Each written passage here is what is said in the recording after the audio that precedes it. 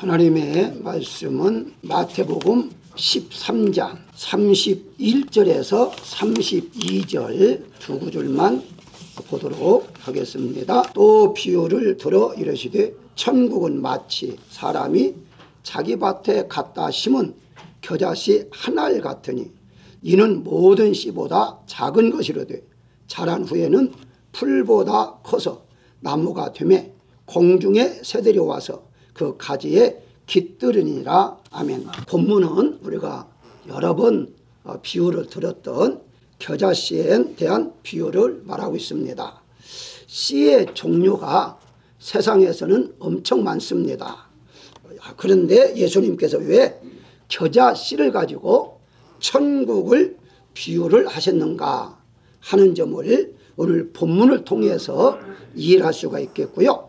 본문은 천국 자체를 의미하는 것이 아니라 천국 사람을 주제로 말하고 있다, 이렇게 여러분들이 이해를 하셔야만 됩니다. 다시 말씀드리면 겨자씨 이꼬르 천국이 아니라 겨자씨 이꼬르 천국의 사람, 이렇게 이해를 해야 오늘 13장의 전체 천국에 대해서 말하는 것인데 그 이해를 할 수가 있다는 것이죠. 오늘 본문에도 보게 되면 38절에 좋은 씨는 천국의 아들들이요 라고 말하잖아요. 이게 씨를 말할 때에 천국의 아들들이다, 이렇게 좀 말하고 있고, 또 49절에는 의인 중에서 악인을 갈라내어 라고 말하므로 의인과 악인, 사람을 지금 말하고 있는 것입니다. 따라서 이런 근거로 해서 겨자씨는 천국의 사람의 모습을 말하고 있다, 이렇게 이제 보시면 되는 것입니다. 자, 그렇다면 예수님께 하신 말씀은 믿는 사람, 즉 천국의 사람에 대해서 말씀하신 것인데, 그 중에 오늘 씨는 작지만 자람은 크다 하는 것이고요.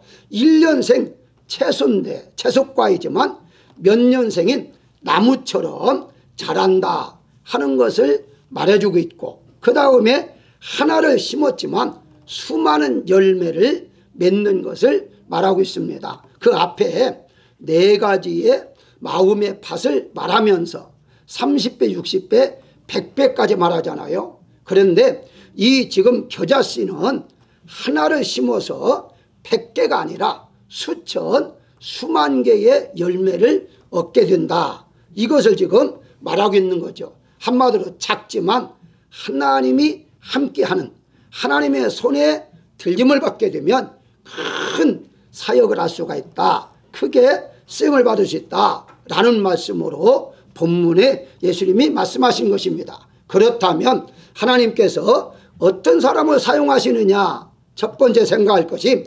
겨자씨처럼 작은 사람이라도 사용하신다는 거예요. 32절에 보게 되면 모든 씨보다 작은 것이로되, 대부분의 사람들은요 작은 것보다 큰 것에 관심이 있습니다. 그래서 우리 한국의 속담은요, 이 재물이라는 것이 독약이를, 재물, 빨래를 시게 하는 것을 재물이라 그래요. 그거 먹으면 죽어요. 그런데도 공짜로 재물도 큰 거 먹는다 하는 말이 있습니다. 무슨 말입니까? 공짜라면 먹고 죽어도 큰 거 달라, 이 말이거든요. 그러다 보니까 큰 것을 사람들은 좋아하게 되죠. 그러나 하나님은요 큰 것도 좋아하지만 작은 것에도 관심을 많이 가지고 있다, 이렇게 이제 보실 수가 있는 대로, 예를 든다면 이제 13장에 32절에 공중의 새들이 와서, 그리고 31절에 보면 두려워하지 말라, 마태복음 10장 31절입니다. 너희는 많은 참새보다 귀하다 라고 말하므로 흔히 볼 수 있는 참새, 이 참새가 바로 하나님께서 보호하신다. 그러니까 사람들은 흔히 참새 그 한 마리 죽은들 무슨 상관이 있느냐 하지만, 하나님 그것까지도, 하나님 작은 연약한 힘이 없는 참새의 생명까지도 보호하시고 있다. 그러시면서 하시는 말씀이 너희일까 보냐, 너희는 참새보다 더 귀하다 라고 지금 말씀하고 있죠. 다시 말씀드리면 약하지만 강한 사람으로 하나님은 만들어 주신다 라고 말씀하고 있는 거죠. 따라서 하나님 앞에서는요 작은 사람도 못난 사람도 없습니다. 그래서 바울은 고린도전서 1장 28절에 보면 하나님의 세상에 천한 것들과 멸시받는 것들과 없는 것들을 택하사 있는 것들을 폐하려 하심이라 라고 말씀하시므로, 작지만 하나님은 천하지만 바로 하나님은 관심을 가지고 그와 함께 하시겠다라고 말씀하고 있습니다. 마태복음 18장 5절에 보게 되면요, 소장 중 하나를 실족게 하면 차라리 연자맷돌을 그 목에 달리워서 깊은 바다에 빠져오는 것이 나으리라 라고 말하므로, 소자, 작은 아이지만 하나님 그 작은 아이도 큰 사람처럼 똑같이 여기신다는 거죠. 그러나 우리 인간은 어떻습니까? 애들은 가라 그러잖아요. 그리고 이제 아이들이 무슨 말 하면 애들은 끼어들지 마라, 어른들이 얘기하는데 이런 식으로 좀 무시하는 경향이 있는데, 하나님 그렇지 않다는 것을 말하고 있는 것이거든요. 그리고 사사기 6장에 보게 되면요, 미디안 사람들을 피해서 비겁할 정도로 이 기드온이 산속에 들어가서 몰래 타작을 합니다. 안 뺏기려고. 그런데 그때에 하나님이 나타나셨습니다. 하시는 말씀이 큰 용사여 여호와께서 너와 함께 계시도다 라고 말씀하고 있습니다. 무슨 말입니까? 지금 자기는 힘이 없어서 그 곡식을 빼앗길까 봐 몰래 숨어서 타작하고 있는데, 하나님이 천사를 통해 하시는 말씀이 큰 용사라 라고 말하고 있어요. 그렇습니다. 기도원 자체가 나는 약한 사람이야, 힘이 없어 그러지만 하나님은 아니다, 너는 큰 용사야 라고 지금 인정하고 있음을 볼 수가 있죠. 왜 그럴까요? 하나님은 현재의 모습을 보는 것이 아니라 미래의 모습을 보죠. 미래의 모습 어떻습니까? 하나님이 약하지만 강한 자로 만들면 강한 자가 되는 거예요. 무능하지만 유능한 자로 만들면 유능한 거예요. 겨자씨가 작지만 앞으로 피어나며 열매를 맺으면 엄청난 수확을 얻게 되는, 그것을 하나님이 보시기 때문에 너는 큰 용사다 라고 말씀하고 있습니다. 다윗을 한번 예를 들어볼까요? 다윗은 8번째의 아들입니다. 8형제 중에 막내였죠. 그런데 여러분들 혹시 성경에 있다 보면요, 이제 7채라고 기록된 역대상 2장 15절 같은 거 보게 되면 7채 아들로 나옵니다. 7채 아들. 왜 이렇게 다르냐 할 때에 중간에 위에 형이 죽습니다. 그래서 이제 기록상에 역대기의 기록은 7채 아들로 기록하지만 원래는 8채 아들입니다. 어쨌든 막내예요. 우리가 잘 아는 대로 이제 이 막내인데 그 인정을 못 받았잖아요. 그래서 사무엘이 기름을 부으려고 할 때에 너는 들의 양이나 치라, 그리고 불러주지 않았어요.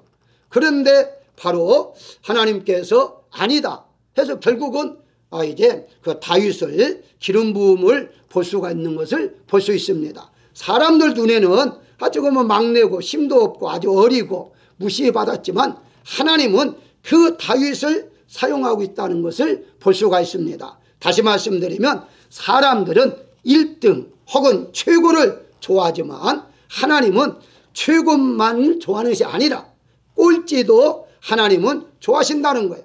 하나님께 누구나 다 인정하시고 좋아하시는 분이지 특정인만 좋아하시는 분이 아니다라는 것을 말씀하고 있습니다. 그래서 우리 기독교인들은요, 1등도 중요해요. 지도자도 중요해요. 그렇지만 더 중요한 것은 하나님이 함께하는 자가 되어야 한다는 거예요. 하나님이 함께하면 이 사람은 언제든지 꼴등이지만 1등이 될 수 있어요. 약한 사람이지만 강한 사람이 될 수 있어요. 없는 사람이지만 있는 사람으로 바꿔줄 수 있기 때문에 중요한 것은 하나님이 함께하느냐가 중요하다, 이렇게 보시면 되는 겁니다. 그래서 오늘 본문에 겨자씨는 작지만 이제 약하지만 하나님이 그 땅의 심음으로 말미암아 많은 열매를 맺을 수 있는 그런 사람으로 하나님은 사용하겠다는 것을 알려주고 있는 것이죠. 따라서 여러분들이 현재만 보고서 낙심하거나 실망하지 말라는 거죠. 내 현재 보게 되면 연약합니다, 가난합니다, 힘이 없습니다, 그렇게 현재만 보지 말라는 거죠. 하나님 안에서는 얼마든지 바꿔줄 수 있다는 것, 하나님 얼마든지 바꿔줄 수 있는 사람으로 만들어진다는 사실을 바라보시는 여러분 되시기를 주의 이름으로 축원합니다. 두 번째 생각할 것은 겨자씨 속에 있는 생명 있는 사람을 하나님 사용하신다는 거예요. 무슨 말이냐? 32절에 심은 겨자씨라고 되어 있어요. 자, 여러분들 씨를 심을 때에 죽은 씨를 심는 사람은 어디 있어요? 죽은 씨는 절대 심지 않습니다. 그게 살아있는 생명 있는 씨를 땅에 심는 것이죠. 하나님께 보시기에는 크냐 작으냐가 아니라 죽어있느냐 살아있느냐가 중요해요. 이 작은 씨라 할지라도 뭐 큰 씨도 마찬가지지만 살아있으면 싹이 나는 것이고 죽어있으면 그것은 아무런 의미가 없다는 거죠. 그래서 생명은 다 중요하죠. 그렇지만 어떤 생명이냐가 더 중요합니다. 이 개도요 생명은 생명이에요. 그러나 사람과 개를 비교할 때에 개보다 사람이 훨씬 더 가치가 있는 것처럼 바로 사람은 똑같은 사람인데 그 사람 중에 하나님의 생명이 있느냐 없느냐에 따라서 가치는 엄청나게 달라진다는 사실을 우리가 알아야 할 것입니다. 조금 이해를 돕기 위해서 예를 들어 본다면 상자는 상자인데 그 상자 속에 무엇을 넣었느냐. 만약에 똑같은 상자인데 쓰레기를 넣었다. 그렇다면 그것은요 전혀 가치가 없습니다. 그런데 그 안에 보석을 넣어놨다면요 보석 상자가 되는 거예요. 그 상자가 중요한 것이 아니라 그 안에 무엇이 들어있느냐가 중요한데 바로 여러분들의 그 생명은요 여러분들의 생명이 아니라고 성경이 말하잖아요. 누구의 생명입니까? 예수님의 생명이 여러분 속에 들어가 있으므로 우리는 죽은 영혼이지 말이지 살아난 생명의 사람이 되었다고 성경은 말씀하고 있습니다. 골로새서 3장 4절에 보게 되면요 예수님은 우리의 생명이라 라고 말씀하고 있어요. 예수님 믿고로 우리 생명. 그러니까 내 생명은 누구냐? 예수님이거다는 거예요. 그래서 여러분들은 지금 살아있는 사람인데 그 살아있는 생명이 세상 사람 바로 죽어있는 생명이 아니라 예수님을 통해서 살아있는 생명으로 살고 있다는 거예요. 이것을 바울은 어떻게 말하고 있느냐? 바로 예수님의 생명이 있는 자는 고린도서 6장 9절에 무명한 자 같으나 유명한 자요 죽은 자 같으나 살아있고 근심하는 자 같으나 항상 기뻐하고 가난한 자 같으나 오히려 많은 사람을 부유하게 하고 아무것도 가지지 않은 자 같으나 모든 것을 가진 자라고 분명하게 확실하게 말하고 있습니다. 사랑하는 여러분들 예수님의 생명 있는 자는요 이와 같은 자예요. 현재는 가난한데 하나님께서 부자를 만들으니까 부유한 자가 된다는 거죠. 현재는 지금 무명 이름 없는 자 같은데 하나님이 유명한 사람 만들어주면 유명한 자가 된다는 거예요. 그게 바로 바울이 깨달았던 것입니다. 사랑하는 여러분 우리가 한번 예를 들어 볼까요? 흰 종이 위에 그림을 그립니다. 자 그런데 그림을 그릴 때에 누가 그리냐에 따라서 달라지죠. 그 유명한 피카소가 낙서처럼 그림을 그렸다 할지라도요 거기에 피카소 사인이 들어있잖아요. 엄청난 비싸게 팔릴 수밖에 없어요. 본인은 낙서했다 할지라도요 그 그림을 잘못 그렸다 할지라도요 피카소 그림이라면은 잘 그린 거야 더 비싸게 받겠지만 바로 낙서같이 썼다 할지라도요 그게 바로 비싸게 팔릴 수밖에 없는 거죠. 똑같은 계약서를 할지라도요 누가 사인했냐에 따라 달라지는 거죠. 바로 예수님의 생명이 여러분들의 생명이 됐다고 한다면 여러분들의 가치는 따질 수 없을 정도로 엄청난 가치 있는 그런 모습이다라고 볼 수가 있는 것입니다. 신종이는요 똑같아요. 신종이는 누구나 다 바로 똑같은 가치가 없는 것이지만 누구의 사인이냐 누구의 그림이냐에 따라서 엄청나게 차이가 난다는 것입니다. 그래서 우리가 찬송가 94장을 보게 되면요 예수는 나의 힘이요 내 생명 되시니 라고 말하잖아요. 예수님은 내 생명이 되신다. 그런데 그 이후에 그걸 한번 생각해 보십시오. 그 다음이 중요하죠. 예수님이 나의 생명이 되시니까 끝나는 것이 아니라 눈물이 앞을 가릴지라도 근심 쌓일 때도 위로를 받고 힘을 주실 분이다 라고 말하잖아요. 우리가 살아가는 동안에 예수님의 생명이 내 안에 있으면 내가 근심이 쌓인다 할지라도 눈물이 앞을 가른다 할지라도 바로 위로를 받고 하나님께서 나와 함께 하심을 느낄 때에 기뻐할 수가 있다라고 성경은 말하고 있는 것입니다. 그렇습니다. 씨가 크고 작은 것이 문제가 아니라 부자든지 가난하든지 잘났든지 못났든지가 문제가 아니라 내 안에 예수님이 계시느냐 계시지 않느냐의 기준이 엄청난 차이가 있음을 여러분들이 기억하신다면, 어부로 있던 베드로가 바로 어부잖아요. 뭐 존경받을 수는 없죠. 어부니까. 그렇지만은 이 어부가 예수님을 믿고 성령 충만 받습니다. 고난달에 엄청난 일을 이제 해요. 자, 그 베드로 자체가 바로 잘나서가 아닙니다. 배경이 있었습니까? 없었어요. 인품 없었어요. 외모 없었어요. 그럼에도 불구하고 성령 충만 받으니까 지도자가 되어서 엄청난 사람 앞에서 예수님의 말씀을 증거할 뿐만 아니라 지금까지도 1호의 교부, 첫 번째 교부로 인정받고 이름을 남기는 사람이 되었다는 거예요. 뭐를 의미합니까? 예수님이 여러분의 생명이 됐다는 것을 믿는 사람이라면 그 사람은 바로 엄청난 일을 이제 하나님으로부터 사용할 수 있고 감당할 수 있다는 사실을 믿으시기를 주의 이름으로 축원합니다. 세 번째 생각할 것은요, 겨자씨 같은 믿음이라도 있는 사람을 사용한다 하는데요, 우리가 흔히 마태복음 17장 20절에 보게 되면 너희에게 믿음이 겨자씨 한 알만큼만 있어도 이 산을 명하여 여기서 저기로 옮겨져라 하면 옮겨질 것이요 또 너희가 못할 것이 없으리라 라고 말씀하잖아요. 겨자씨 한 알만한 믿음이라고 말하잖아요. 어떤 분이 그러더라고요.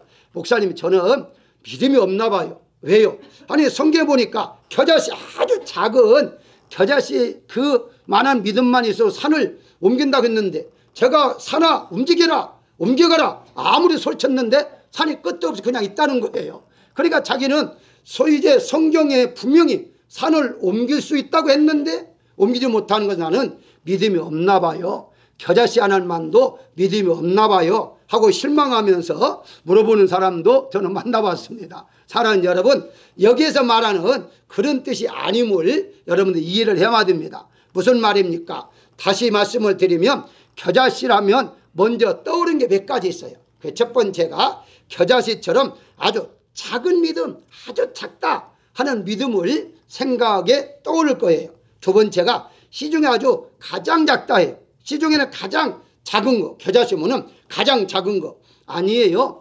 세상에는요, 겨자보다 더 작은 씨앗들이 많습니다. 여러분들이 뭐 보시 못해 그랬는데, 근데 왜 시중에 가장 적다라고 말씀하셨을까요? 우리가 아는 대로 이런 문화에서 우리가 느낄 수 있는데요, 한국에서 어떻습니까? 깨알 같다라고 하잖아요. 깨알, 작은 걸 말할 때 깨알 같다 그래요. 근데 깨알보다 더 작은 씨도 많습니다. 그런데 여러분, 좁쌀 같다는 소리 들어봤습니까? 좁쌀, 깨와 좀 비슷하겠죠, 크기가. 그런데 콩알만한 게 그러잖아요. 그 콩알만하면요, 이 깨와 비교하면 엄청 큰데도 작다라고 말할 때 이 콩알만한 게 그러잖아요. 근데 조금 더 생각해 보실까요? 쥐방울만한 게 그러잖아요. 쥐방울, 여러분들이 쥐방울이 아십니까? 무엇인지? 쥐방울, 그러니까 쥐의 방울이, 그걸 생각한 사람이 있어요. 아니에요. 식물과예요. 식물의 열매를 쥐방울이라는 식물이 있습니다. 아주 작아요. 그래 작은데 쥐 그 눈같이 생겼다 해가지고 쥐방울 두 개가 이렇게 만들어지거든요, 열매가. 그래서 이제 쥐방울처럼 생겼다 해가지고 그렇게 이름을 붙인 거예요. 그것도 이제 사실 작은 건 아니거든요. 근데 쥐방울만 하다 하잖아요. 더 나아가서 밤톨만한 게 그러잖아요. 아니, 밤톨이 얼마나 큽니까? 그런데도 누가 듣기에도 항상 밤톨 그러면 작은 것을 말하나 보다 이렇게 알아듣는 것처럼, 지금 예수님께서 시중에 가진 작다라고 하는데 정말 작아서가 아니라 겨자씨가 그만큼 작은 것으로 비유해서 다들 인정하고 있기 때문에 작다라고 표현한 것이지 정말 가장 작은 거라는 것으로 말씀한 것이 아니라는 거예요. 또 한 가지가 나무라고 생각하잖아요. 나무, 겨자씨 나무. 그런데 사실은 이 겨자는요, 채소과에 속해 있지 나무가 아니에요. 1년생이에요. 좀 긴 것은 2년까지로 가지만 1년생이에요. 근데 왜 성경에 나무라고 했느냐? 그만큼 이제 자랄 때는요, 크게 자랄 때는 뭐 3m까지도 자라요. 그게 작은 것도 있지만 큰 것은 엄청나게 크게 자라기 때문에 나무처럼 자란다 해서 겨자씨 나무다 그렇게 말을 해요. 잘못된 건 아니에요. 여러분들이 바나나 보시잖아요. 바나나가 나무입니까? 아니, 채소예요. 1년생이에요. 1년 만에 엄청 크잖아요. 크다 보니까 바나나 나무에도 누가 안 따지잖아요. 왜 나무야 채소인데 이렇게 따진 사람 없잖아. 오, 바나나 나무나 보다 이렇게 말하잖아요. 마찬가지로 이 겨자씨도 채소인데도 바로 이제 나무라고 비유한 그만큼 크게 자란다는 의미로 말하고 있는 거예요. 자, 여기에서 우리가 생각할 게 있습니다. 겨자씨 하나를 만한 믿음. 그러니까 새 사람들이 대부분 볼 때에 작다는 부피로 생각을 해요. 믿음에 부피가 있습니까? 믿음에 부피가 없어요. 아니, 예수님도 크다고 하셨는데 내 믿음이 크도다 라고 하셨는데 왜 부피로 따지지 않지? 믿음을 한 질로 따지는 것이 부피로 따지는 게 아니에요. 그러니까 믿음이 우리의 이제 그 상상 속에 있는 것인데 어떻게 부피로 작은 거, 큰 거 뭐 이렇게 따지겠습니까? 질량이죠. 한마디로 질적으로 정말 믿느냐 안 믿느냐 그걸 따지는 거죠. 근데 정말 믿는다면 그렇게 작은 그 겨자씨 많은 것이랄지라도 그 질적으로 믿는 것은 놀라운 역사가 나타나는 것이고, 아무리 믿음이 크다 할지라도 질적인 믿음이 없으면 역사가 나타나지 않는다는 거예요. 그러니까 우리가 흔히 믿음이 크다 작다라고 우리가 말할 때는요 겉모양을 보고 말하잖아요. 그렇지만 하나님께서는 어떤 걸 봅니까? 내 마음에 정말 믿느냐는 거죠. 우리는 이제 의식적으로 믿을 수 있습니다. 형식적으로 믿을 수가 있어요. 뭐 여러분들이 아시다시피 미국에 사니까 미국 사람들 물어보면요 대부분이 모르겠으면 제가 만난 미국 사람 한 90%는 다 I am Christian 그래요. 너 예수 믿느냐 그러면 다 믿는다 그래요. 그러면 두 번째 물어요. 나는 반드시 교회에 1년에 몇 번 나가느냐 물어보면요 대단한 사람이 많지는 않아요. 그러니까 한마디로 예수는 믿는다 크리스찬이다. 그런데 교회는 안 나가는 사람들이 너무 많아요. 그러면 교회 안 나가면요 예수 믿는 게 아니에요. 그냥 문화적으로 예수 믿는다 뿐이지 그 사람 크리스찬이 아닙니다. 어쨌든 마찬가지로 믿음이라는 자체가 겉모양으로만 봐서 판단하는 것이 아니다는 거예요. 자, 그렇다면 한번 우리가 예를 들어 볼까요? 마태복음 15장 27절에 보게 되면 한 여인이 딸 질병을 고치게 예수님 앞에 이제 찾아옵니다. 그리고 이제 딸에 대해서 치료달라고 하니까 예수님 하시는 말씀이 나는 개들에게 떡을 주지 않는다 그래요. 그러니까 여인이 개들도 주인의 상에서 떨어지는 부스러기를 먹나이다 라고 말을 해요. 이 말을 듣고서 예수님께서 여자의 내 믿음이 크도다 라고 말해요. 그 크도다 이방 여인이에요. 이방 여인이 언제 믿음 생활을 했겠어요. 그런데도 큰 믿음을 가졌다고 말하거든요. 그때 어떤 기준에 있느냐? 질적인 거. 정말 믿는구나 너는. 다른 사람 같으면 창피해서라도 나를 개 취급을 해? 아니 자기가 언제 예수가 됐다고? 이렇게 생각할 수 있을 거라니요. 자존심 상해가지고 내가 뭐 딸 고칠 사람은 이 사람밖에 없나? 뭐 이렇게 자존심 상할 거예요. 좀 죄송합니다. 말씀이 나왔기 때문에요. 교회에서 제가 목회를 하다 보니까 여러 사람 만나보잖아요. 그런데 어느 날 그 자기 자리에 앉았다고 내 자리인데 왜 앉았냐고. 그러니까는 내 자리가 어딨냐. 아, 집사님 옆에 앉으시라고. 근데 토닥다 하다가 그냥 예배도 안 들고 나간 사람도 있어서 실질적으로. 자, 그런 사람 볼 때에 아니 지금 예배 들어왔는데 자기 자리에 다른 사람이 앉았다고. 또 앉은 사람도 또 비켜주면 되지. 끝까지 옆에 앉으면 됐지. 뭐 교회에 네 자리 내 자리가 어디 있느냐고. 그렇게 말할 사람이 또 어디 있겠어요. 여러분들 근데 실질적으로요 교인 중에서도 그렇게 아직까지 무엇인지 모르는 사람이 있다니까요. 그 사람이 정말 예수님 믿을까요? 저는 정말 믿음 사람이다 아니다고 봐요. 왜? 여기 지금 말한 대로 개 취급을 당하는데도 아니 개도 음식을 떨어지는 상에 떨어지는 거 먹습니다. 떨어지는 은혜라도 부스러기 은혜라 좀 주세요. 이 말 아닙니까? 그러니까 예수님이 정말 네 믿음이 크다라고 말씀한 것이죠. 여기에 지금 겨자씨라는 것 자체는요 작은 부피를 말하기보다도 믿음의 질을 말하고 있는 거죠. 정말 네가 믿음이 진짜 믿음만 있다면 아무리 작은 것 할지라도 놀라운 역사가 나타난다 하는 걸 지금 말하고 있는 것입니다. 그렇습니다. 사랑하는 여러분들 마가복음 5장에 보게 되면요 12년 동안 바로 혈류증 때문에 고생한 여인이 나와요. 근데 그 여인이 바로 어떻게든지 고치려고 얼마나 노력했습니까? 성경에 보니까 많은 의사들에게 치료를 받았지만 병은 더 심해졌다라고 말을 해요. 그러면 그 정도 되면 웬만한 사람들은 포기할 거예요. 그 수많은 의사들 만나봤는데 내 병은 고칠 수 없는 불치의 병이야 라고 포기했을 거예요. 그런데 의사도 아닌 예수님 앞에 가서 옷까지라도 안수받는 게 아니에요. 옷만 만져도 내가 낫겠다는 마음을 가지고 옷을 만져 치료받았잖아요. 그 믿음을 하나님 지금 말씀하고 있는 거예요. 아니 의사도 아닌데 약을 먹는 것도 아니고 의사들도 못 고치는, 아니 여러분들 생각해 보십시오. 오늘날에 의사도 못 고친다는데 내가 예수님 믿음으로 낫겠다 이런 마음을 갖는다는 게 쉽습니까? 아니잖아요. 그런데도 불구하고 옷가지를 만짐으로 나았다는 것 자체, 그 믿음이 바로 겨자씨와 같은 믿음이라고 성경은 말하고 있는 것입니다. 그렇습니다. 정말 우리가 겉모양이 아니라 진짜 우리는 하나님을 믿어야 한다는 것입니다. 사랑하는 여러분들, 이러한 믿음, 겨자씨 같은 아주 작은 믿음 할지라도 질적으로 정말 믿는 믿음이 있다면 하나님은 그 사람을 통해서 역사한다는 사실을 믿으시기를 주의 이름으로 축원합니다. 마지막으로 겨자씨가 밭에 심겨져 있는 사람을 사용했다는 거예요. 중요합니다. 31절에 자기 밭에 갖다 심은 겨자씨 하늘 같으니 라고 말을 해요. 아니 뭐가 중요하느냐, 여기 보게 되면요, 이 겨자씨는요, 겨자는 들에서 많이 납니다. 들에서 많이 나요. 그런데 밭에서 심는 이유는요, 수익을 위해서, 그리고 이제 수확을 많이 거둬가지고 돈 벌기 위해서 심는 경우 많아요. 물론 옛날엔 자기 집에서 또 사용하기 위해서도 심겠죠. 그런데 여기에 몇 가지를 한번 살펴봐야 됩니다. 첫 번째가 자기 밭에 심었다는 거예요. 이것은 무엇을 말하느냐, 자기가 누구라는 거예요. 여기에서 말하는 자기. 그런데 앞뒤를 읽어보게 되면요, 바로 하나님이심을 알 수가 있어요.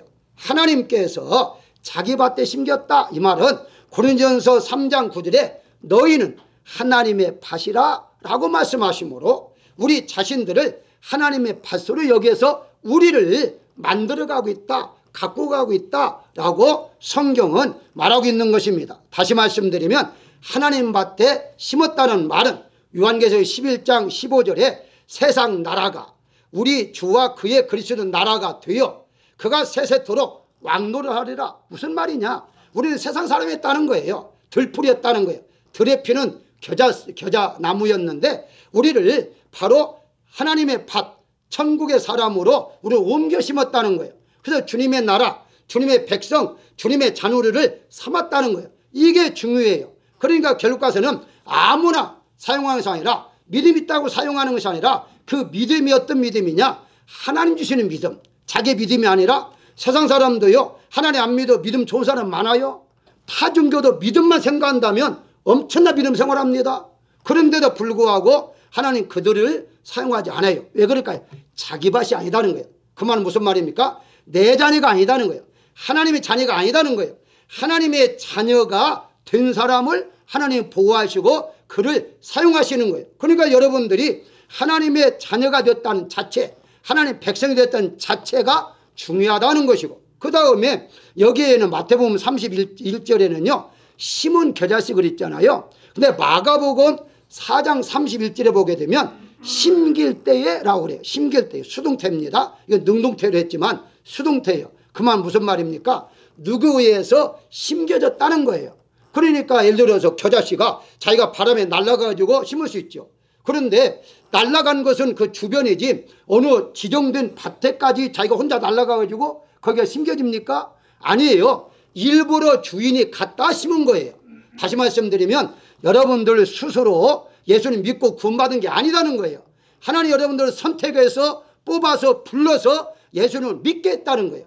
그게 바로 오늘 본문 말씀에 심겨졌다라고 말하는 거예요. 하나님의 은혜를 받아서 하나님의 은혜에 따라서 자녀가 됐다라는 거예요. 얼마나 하나님의 은혜입니까? 더 하나 더 말씀을 드린다면 돌감나무였던 바울이 나무가 참감나무에 접붙임을 받은 것처럼 우리는 들에 있는 겨자씨 같은 사람이지만 하나님의 자기의 밭에 바로 심어서 옮겨놨다라고 보시면 되는 것이고요. 그 다음에 다시 31절입니다. 하늘 같으니 그래요.